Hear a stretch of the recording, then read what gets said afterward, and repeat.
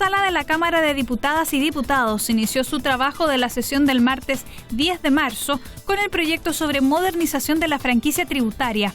Iniciativa que irá a segundo trámite al Senado y que busca, entre otros objetivos, que las acciones y programas de capacitación respondan a las necesidades de los sectores productivos, propendiendo al mejoramiento de la productividad, remuneraciones y empleabilidad de los trabajadores, así como fomentar la inserción y mantención en el mercado del trabajo de los beneficiarios del sistema por medio de acciones de seguimiento y acompañamiento laboral. Hoy día la franquicia tributaria que permite que las empresas no rebajen pago de impuestos para hacer capacitación a sus trabajadores es un sistema que funciona en forma muy deficiente.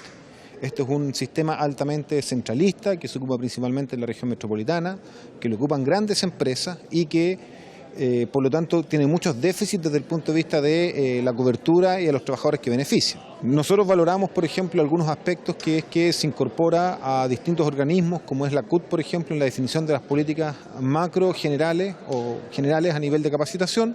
No obstante, creo que tiene un problema este proyecto de ley porque a la SOTEC, que son el organismo técnico que ejerce la capacitación, se le está agregando una nueva función, que es la intermediación laboral, en este caso la colocación. Es decir, no solo deben capacitar, sino que además deben ubicar a ese trabajador en un puesto de trabajo. Y me parece a mí que ese es un expertise distinto, un expertise que deben desarrollar instituciones diferentes a las que capacitan. Creo que es un avance y que también se valore y se le dé un incentivo al comité bipartito. Es decir, que dentro de las empresas, tanto trabajadores como la gerencia de la empresa participen en la definición de los temas a capacitar. Se utilizaba una franquicia de capacitación en la cual se colocaba hasta el 1% de la planilla que tenían los empresarios y se entregaba una OTIC que tenía hasta 3 años para poder trabajar esa plata. Entonces, ¿qué pasaba? Rebajaban una vez al año las grandes empresas, ¿cierto? Hacían uso de esa franquicia y bajaban su base tributable en los balances. Pero no podía pasar lo mismo con las pymes porque no tenían la caja para poder capacitar a su gente porque tenían que recuperar esa plata, llamémoslo así, aunque no la recuperan físicamente, en abril del próximo año. Entonces, ¿qué cambio importante hay aquí? Uno, el cambio de que contra el PPM, el pago provisional mensual que tienen que hacer las pymes, pueden rebajar lo que van a capacitar dentro del mismo mes. Dos, pueden ser los trabajadores también, con las pymes, con los dueños, los que pueden hacer este plan de capacitación. Es más, incluso algunas empresas mal usaban el plan y hacían el cierre anual con fiesta, con todo, y colocaban una capacitación bruja. ¿Ya? Entonces, yo creo que aquí hay cambios importantes, no son cosméticos, también que las grandes empresas pueden ayudar a sus contratistas y subcontratistas a capacitarse, lo que hoy no se puede. Los legisladores también debatieron la moción que modifica el Código Penal para sancionar los atentados cometidos contra bomberos en servicio activo. Proyecto de ley aprobado y despachado por la Sala de la Cámara a segundo trámite constitucional al Senado. El texto indica que atentar contra miembros de los cuerpos de bomberos en ejercicio de sus funciones será castigado con el aumento en 1 grado de la pena señalada para este tipo de delitos, lo que sitúa el rango de la sanción en presidio menor en su grado medio, es decir, entre 541 días y 3 años y 1 día. Se han dado en el país distintas circunstancias y situaciones especiales con respecto a la agresión a bomberos en Chile.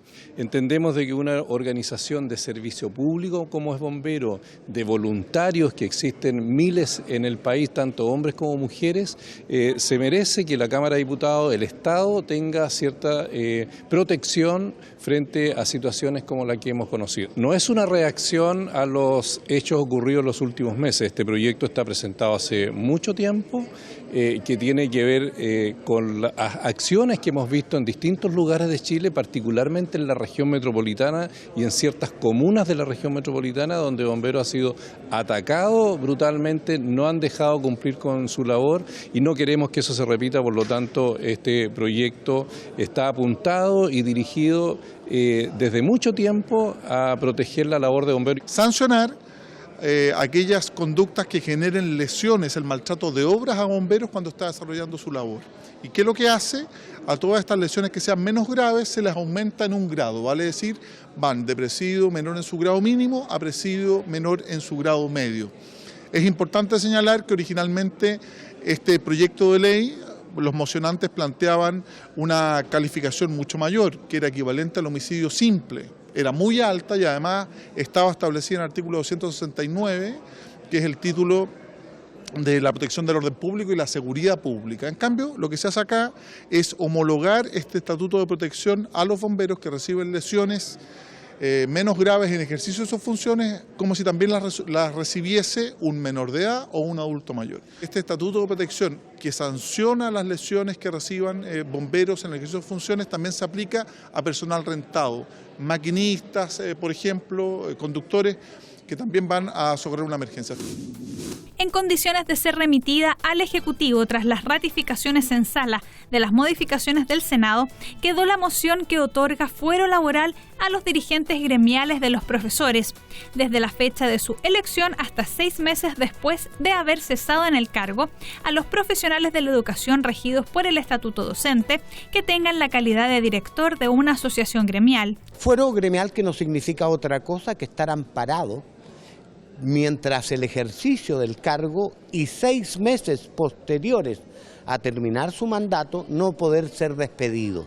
Esto es claramente, ¿no es cierto?, una norma que busca darle la libertad, la autonomía y evitar las prácticas antisindicales que se dan mucho, como ustedes bien saben.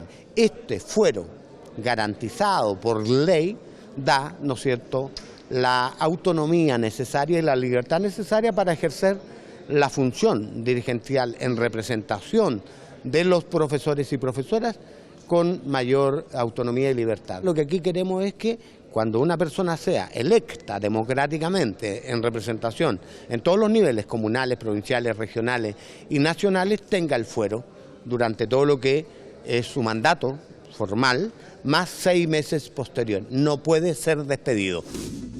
Avanzamos al trabajo del día miércoles 11 de marzo, labor legislativa que se inició con el informe de la Comisión Mixta sobre la moción que limita la responsabilidad de los usuarios por operaciones realizadas con tarjetas de crédito extraviadas, hurtadas o robadas en caso de uso fraudulento de estos medios de pago. El proyecto, que quedó en condiciones de ser ley de la República, dispone que el emisor de tarjetas de crédito deberá enviar al usuario, de la manera más expedita posible y a través del medio que el usuario haya acordado o registrado con el respectivo emisor, una comunicación que incluya el número, código de recepción o identificador de seguimiento de aviso de fraude y la fecha y hora de este. En todo caso, la falta de dicha comunicación no afectará la validez del aviso efectuado por el usuario. Lo más relevante es que aquí ahora son las instituciones financieras las que, cuando un usuario declara una ilegalidad de un cobro o la ilegalidad de una acción en sus tarjetas, la empresa va a tener que devolver esos recursos, está establecido el plazo, y si la empresa titular tiene alguna duda, ella va a tener que hacer las investigaciones, ella va a tener que hacer las acciones legales, eventualmente si correspondan, para poder acreditar la existencia de un fraude de parte del tenedor de las tarjetas. A propósito de eso mismo, no es necesario la contratación de seguro. Obvio, porque ¿por qué voy a contratar yo como usuario un seguro de algo que la empresa que me entregó un servicio, me está entregando un servicio, tiene que cautelar? Entonces el banco el que tiene que tomar la medida, el banco el que tiene que tener el seguro, el banco que tiene que generar las precauciones para que evidentemente nuestros recursos estén cautelados. Lo razonable es que estos seguros se terminen, puesto en vigencia el proyecto, que todavía falta su promulgación, su publicación. A continuación, la sala de la Cámara analizó las modificaciones del Senado al mensaje que crea un subsidio para alcanzar un ingreso mínimo garantizado para los trabajadores dependientes regidos por el Código del Trabajo, con contrato vigente y afectos a una jornada ordinaria superior a 30 horas semanales, cuya remuneración bruta mensual sea inferior a 384.363 pesos y que integren un hogar perteneciente a los primeros 9 deciles, de acuerdo al instrumento de caracterización socioeconómica. El texto define que corresponderá a la Superintendencia de Seguridad Social la supervigilancia y fiscalización del subsidio que administrará el Ministerio de Desarrollo Social y establece normas que garanticen que vaya en directo beneficio del trabajador y no del empleador, para lo cual se prohíbe la reducción injustificada de la remuneración bruta mensual o de cualquiera de sus componentes que han respondido contractualmente al trabajador con derecho a recibir el subsidio. Este es un proyecto que busca beneficiar a 700.000 trabajadores en nuestro país. ¿Y en qué consiste este beneficio? Es que todos los chilenos, y específicamente estos 700.000 trabajadores, tengan a contar del mes de abril próximo, o sea, en 20 días más, la posibilidad de recibir 300.000 pesos líquidos. Eso significa que si su sueldo es menor a 300.000 pesos líquidos, el Estado le va a entregar un beneficio directo a su bolsillo para que logre los 300.000 pesos líquidos. Se han dado garantía que el Consejo Superior Laboral va a estar permanentemente monitoreando, ¿cierto?, el funcionamiento de este subsidio. Hay una obligación por parte del Ejecutivo a través del Ministerio de Desarrollo Social de entregar un listado todos los años de todos aquellos que han recibido beneficio y el nombre de las empresas que venden más de 100.000 UF y que han tenido trabajadores beneficiados, con el objeto de poder desincentivar que esas empresas efectivamente tengan personas con un sueldo menor a 300.000 pesos líquidos. Hay cerca de 12 millones de chilenos que están endeudados porque sus ingresos no les permiten terminar el mes. Le pedimos al gobierno discutir salario mínimo y por tanto establecer un mecanismo que permitiera en un plazo llevar el salario mínimo sobre la línea de la pobreza. Lamentablemente el gobierno no aceptó esa discusión, presentó un proyecto que implica un subsidio, un bono, que se le suma al trabajador que tiene el ingreso mínimo o entre el ingreso mínimo y 384.000 pesos. Y que va a ir disminuyendo a la medida que suba el salario mínimo. Ahora en marzo subió 18.000 pesos el salario mínimo y en ese preciso instante el subsidio disminuye 18.000 pesos. Eso es lo que nos parece que hace que el proyecto sea un poco tramposo. Pero lo concreto va a permitir hacer una transferencia. Y yo lo dije en mi intervención, hay chilenos que lo necesitan, ¿ah? Y claro, a mí me gustaría que fuera otro proyecto, pero para eso en algún momento lograremos tener mayoría para gobernar y presentar un proyecto en ese sentido. Pero hoy día este proyecto permite que trabajadores de programas de empleo en la región del Biobío, que son cerca de 20.000, asesoras del hogar en todas las comunas de Chile que reciben salario mínimo y que necesitan más ingresos, reciban un bono adicional a su salario que puede llegar a los 50.000 pesos. Será finalmente en comisión mixta donde se resolverá el futuro de este proyecto, cuyo principal punto de discrepancia radica en la eliminación por parte del Senado de la norma aprobada en primer trámite por la Cámara, que incluía como requisito para obtener el subsidio el estar contratado o subcontratado por una empresa cuyos ingresos por ventas no excedieran las 75.000 unidades de fomento anuales del último año calendario. En el Senado construimos un gran acuerdo por mayorías absolutas, de hecho un voto en contra respecto a la necesidad de apurar el subsidio y además de construir un subsidio que no discriminara a nadie por algo que no tiene nada que ver con él, que es la empresa donde trabaja. La buena noticia, se aprobó por unanimidad el proyecto, solo falta el trámite de la comisión mixta. Vamos a insistir como gobierno, que el encargo que nos ha hecho el presidente Sebastián Piñera, que 200.000 trabajadores no se queden fuera, que eso es lo que se está diciendo. Simplemente los votos de oposición que votaron en esa cláusula en particular le están diciendo a 200.000 trabajadores, usted no tiene derecho a este subsidio. Ojalá en la comisión mixta haya una conversación sensata respecto al interés principal, es que aquel que gana pocas lucas tenga subsidio y no simplemente lo dejemos fuera. Hay múltiples instrumentos de las políticas sociales y las políticas laborales que pueden conseguir otros objetivos, pero hoy día tenemos una urgencia social. Gente vive con 250.000 pesos líquidos y podría recibir simplemente, si aprobáramos rápido este proyecto de ley, más de 59.000 pesos líquidos a su bolsillo lo antes posible. Las cuentas fiscales están extremadamente exigidas y nosotros hemos puesto toda la prioridad en la agenda social. Este es un proyecto que involucra hartos recursos y estamos felices de poner esos recursos en este proyecto, porque esto es una ayuda directa al bolsillo de los trabajadores y las trabajadoras que menos ingresos reciben. Es un complemento de ingresos importante. En la medida que nosotros seamos capaces de asegurar, de dar certeza sobre las fuentes de ingresos, estamos haciendo una contribución a aplacar esa incertidumbre y eso lo logra este proyecto. Acá pasa una cosa muy paradojal. Pasa que hoy día la razón de ir a una comisión mixta, la razón de que haya una demora en la aprobación, dice relación con que la oposición en la Cámara ha considerado que se puede discriminar en trabajadores que tienen misma condición social, que como decía el ministro Sichel, viven en el mismo barrio, se sacan la mugre de la misma manera y a uno le vamos a dar el subsidio estatal y al otro no. ¿Por qué? Porque uno trabaja en una empresa de este tipo y el otro en la empresa de este otro tipo. Yo me pregunto qué responsabilidad tiene el trabajador para que nosotros podamos discriminarlo de esa manera. La sesión del día jueves 12 de marzo comenzó con la moción que consagra un permiso laboral para concurrir a reuniones académicas de hijos o pupilos. El proyecto, ratificado por la Sala con la unanimidad de 121 votos, indica que los trabajadores que sean padres, madres, cuidadores y desempeñen el rol de apoderados titulares tendrán derecho a ausentarse por hasta 4 horas de su jornada laboral para asistir a reuniones con el profesor jefe de su hijo, hija o pupilo. Este permiso podrá ejercerse hasta 4 veces en un año calendario. Quien haga uso de este derecho deberá acreditar su efectivo ejercicio mediante un certificado de concurrencia emitido por el profesor jefe o por el director del establecimiento educacional correspondiente. Pero muchas veces ocurre que se hace necesaria una reunión del profesor jefe con el apoderado o con los padres, y esos padres no pueden concurrir porque están trabajando. Lo que hace este proyecto de ley es que otorga un permiso laboral de 4 horas con la posibilidad de ejercerlo 4 veces en el año, para que ese apoderado pueda ir al establecimiento educacional y reunirse con el profesor jefe, ya sea a solicitud del apoderado o a solicitud del mismo establecimiento del profesor jefe, para conocer alguna situación que está afectando a su pupilo o a su hijo o hija.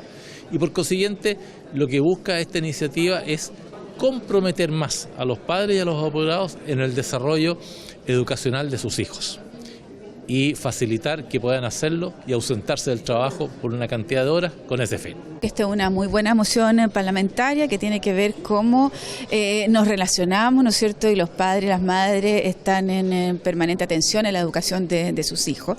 Pero la dificultad era cuando a ti te citan en una reunión de apoderados en donde es parte de la jornada laboral, donde tú estás trabajando y no te dan ese permiso. Entonces la idea es que tú puedas tener parte de esa jornada laboral libre con, sin duda, ¿no es cierto?, la citación del establecimiento, del profesor jefe, etcétera, pero que tú tengas todas las facilidades como trabajador o trabajadora de ir a saber qué es lo que le está pasando a tu hijo o a tu hija, en cómo se comprometen, ¿no es cierto?, los padres, que no sea la complicación del trabajo el que no puedan comprometerse en saber qué es lo que le está pasando al niño o a la niña en el establecimiento educacional.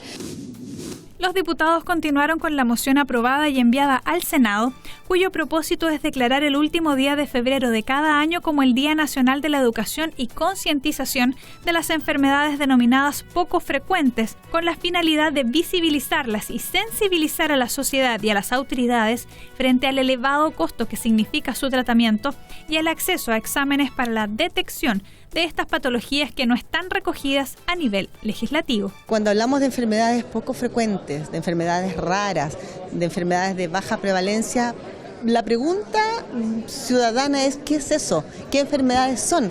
Y claro, no se puede hablar de qué enfermedades son justamente porque por su baja prevalencia, por lo poco frecuente que son, no existen diagnósticos certeros, no existen diagnósticos a tiempo. Cuando los procesos llegan tarde, los diagnósticos son tardíos o no son certeros, la enfermedad avanza.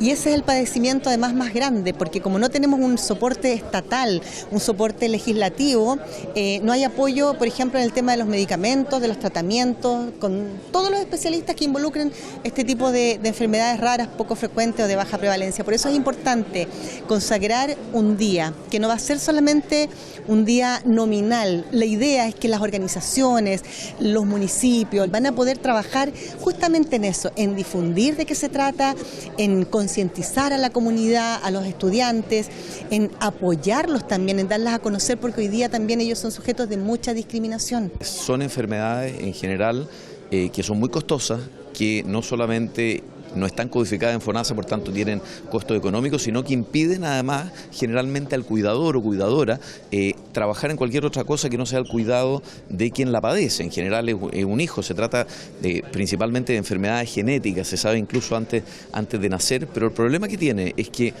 tienen tratamientos difíciles, tratamientos muy caros, y no tenemos todavía en Chile un registro. Por tanto, la creación de este día, ¿verdad?, que da cuenta de lo que son estas enfermedades, puede servir para ir creando mayor conciencia social a la sociedad chilena, a los servicios públicos, al gobierno, de lo costoso que es, lo duro que es para las familias, todos los que nos hemos relacionado en términos personales con la discapacidad, siendo discapacidades comunes, como por ejemplo el síndrome de Down. Sabemos lo difícil que es, lo poco preparado que está Chile. En tercer lugar, se aprobó el informe de la comisión que indagó la actuación de los órganos de la Administración del Estado en la aplicación, evaluación e impacto de la ley que moderniza el sector portuario estatal. El texto plantea una política de modernización portuaria que no se limite a la infraestructura y operación de los puertos como eslabón aislado de la transferencia de carga, adoptar una visión de los puertos como algo fundamental de la red logística que articule la actividad marítima, ferroviaria, vial, sistemas de tecnología, desarrollo medioambiental y social.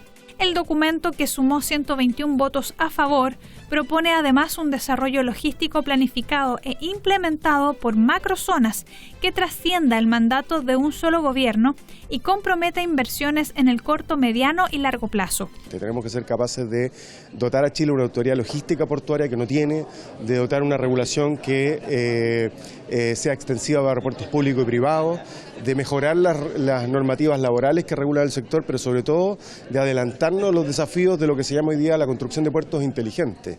La tecnología está cambiando radicalmente a los puertos en el mundo y Chile se está quedando atrás. Y por eso es que es tan importante que este informe de esta comisión investigadora pueda, como dijo la ministra, materializarse, y esperamos tener los acuerdos suficientes para que esto se conviertan en políticas públicas y en nuevas leyes que nos permitan dotar a Chile de una estrategia logístico-portuaria acorde con los desafíos del siglo XXI y de un país como el nuestro, que está fuertemente vinculado al comercio exterior. La actual ley de puertos ha ido quedando atrás.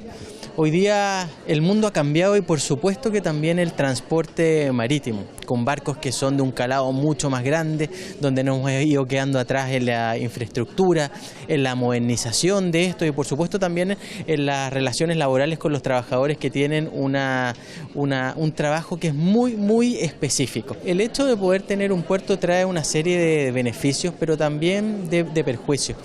Y la idea es que aquí se establezca dentro de los valores y de los impuestos que obviamente deben de pagar las empresas portuarias, en que haya algún grado de diferenciación con un beneficio mayor para los lugares que físicamente tienen los puertos dentro de su territorio. Estos son ideas y esperamos que muchas de ellas puedan ser acogidas por el Ejecutivo con una visión de largo plazo para así poder fortalecer la empresa portuaria que tanto beneficio, a su vez, sobre todo para un grupo importante de trabajadores, tiene en cada una de nuestras ciudades. Finalmente, la Sala aprobó solo en general y con indicaciones el proyecto que establece una cuota de género en la integración de los órganos y el registro pesquero artesanal, y que incluye como actividades conexas a la pesca artesanal a las encarnadoras, charqueadoras, ahumadoras, tejedoras, fileteadoras, carapacheras y desconchadoras. Viene a visibilizar y a dar un reconocimiento a las trabajadoras de la pesca artesanal, porque cuando uno piensa en la pesca artesanal en general piensa en un pescador, hombre que sale en su barco, ¿cierto?, en su bote a pescar mar adentro, pero la pesca artesanal es mucho más compleja que eso y no es solamente realizada la labor por parte de hombres. Hay muchas pescadoras artesanales, pero además hay muchas actividades relacionadas a la pesca que la realizan mujeres, principalmente la encarnadora, la charqueadora, ¿cierto?, la fileteadora, las carapacheras, por ejemplo. En fin, hay un sinfín de labores que están asociadas a la pesca, quienes preparan las condiciones para el desarrollo de la pesca, quienes además después de la pesca también filetean, limpian, ¿cierto? Y no solamente están los pescados, sino que los mariscos. Y ellas no tienen el reconocimiento, no tienen el espacio en el Registro Nacional Pesquero, no se reconocen esas actividades conexas, por lo tanto no pueden acceder como los hombres a fondos, a capacitaciones, a apoyo económico por parte del Estado, y no tienen tampoco las mujeres participación en el espacio de toma de decisiones, como por ejemplo los comités científico-técnicos, los comités zonales, los comités de manejo. Ahí están principalmente dominados esos espacios por hombres. Este es un proyecto que además tiene mucha emocionalidad, porque en la medida que nosotros fuimos escuchando los relatos de las mujeres de la pesca artesanal, realmente es imposible no conmoverse. O sea, lo que ellas viven, de verdad que no vive ninguna mujer chilena. Incluso muchas de ellas se les nota en lo físico, el trabajo con el mar. Y claramente el tema de la pesca artesanal tiene mucha vocación. O sea, son las familias completas, los núcleos completos, el abuelo, el papá, los hijos, las hijas, todo, que viven en torno a la pesca artesanal. Entonces, y han sido invisibilizadas por muchos años porque siempre como que es el pescador y nadie se da cuenta que detrás de hasta cuando tú recibes el producto ha pasado por muchas mujeres y además hay muchas mujeres que quieren ser pescadoras artesanales, quieren ir mar adentro. Aparte de estar invisibilizadas son las que hacen esa pega como final, las charqueadoras, las desconchadoras, hay una infinidad de las que hacen las redes, todas esas cosas, que está muy bien, pero tienen que ser reconocidas, primero que todo, pero también quieren ser parte activa, por ejemplo, las caletas, de las decisiones que se toman en las caletas.